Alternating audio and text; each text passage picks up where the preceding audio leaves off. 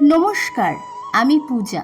আজ আপনাদের সামনে আবারও একটি গদ্যাংশ পাঠ করে শোনাব।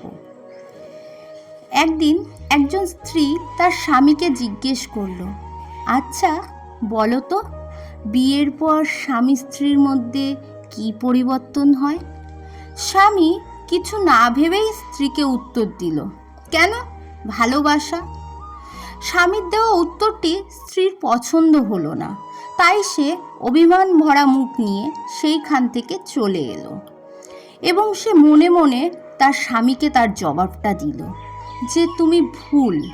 কারণ যদি বিয়ের পর স্বামী স্ত্রীর মধ্যে কিছু পরিবর্তন হয়ে থাকে তা হলো পরিচয়।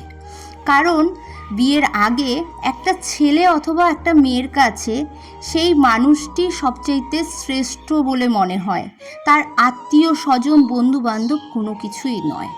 কিন্তু বিয়ের পরে প্রত্যেকটি মেয়েকে শেখানো হয় যে সর্বশ্রেষ্ঠ স্থান যেন তার স্বামীর হয়।